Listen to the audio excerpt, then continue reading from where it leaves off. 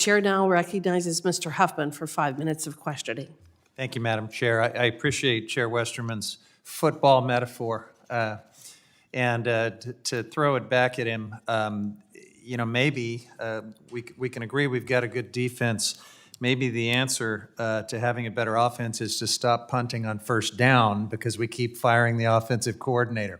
But we will continue that conversation, I'm sure, into the future. We've had it so many times here in this committee, and we have just picked through every aspect of why, from our perspective, you need good science, you need good personnel and wildlife managers, you need adequate budgets and staffing for the ESA to work, and we will keep making those points. But certainly a bill to make the ESA weaker is not the answer and is nothing new. We've just seen it so many times before. What is new, and I'm in my 13th year in Congress, I've never seen anything even remotely like the gentlelady from Georgia's bill to curry favor with Donald Trump by affirming his swaggering ignorance in trying to rename the Gulf of Mexico. This is just remarkable new stuff in this committee, just bootlicking sycophancy of the highest order. And the only point of this bill, and everybody knows it, is just to kiss up to Donald Trump. All of you know that this is not a serious bill.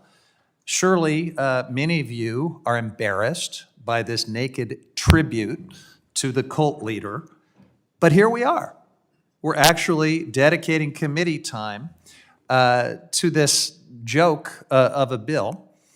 And of all of the unserious things that have been said about this deeply unserious bill, perhaps the biggest joke of all is the suggestion that it has something to do with national security. The sponsor of the bill mentioned national security. One of the witnesses talked about this as if somehow kissing up to Donald Trump and renaming the Gulf of Mexico will make us safer. I mean, come on. Anyone who wants to be taken seriously about national security should be talking about one thing and one thing only today.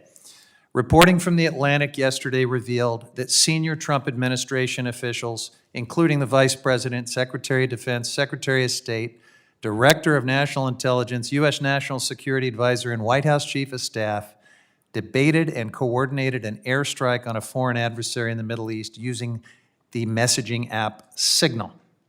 The conversation, which included an exchange of classified information over a non-secure platform on non-secure devices, was complete with craven political justification for the strike, middle school-style celebration of an attack that actually killed people, and yes, even emojis.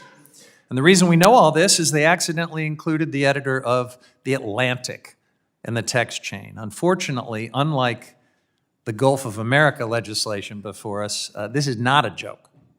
What it is a breathtaking breach of national security and public trust that makes Americans less safe and makes our country the laughingstock of the world. Imagine if instead of fat-fingering the Signal handle of a reporter, one of these clowns had looped in a less responsible journalist, or a reporter with Putin's RT, or maybe a defense or an intelligence contact with opposing views of the conflict in Yemen, maybe someone motivated to leak it. Kevin Carroll, a national security lawyer and former CIA officer, said it best in the Washington Post yesterday evening. If these people were junior uniformed personnel, they would be court-martialed.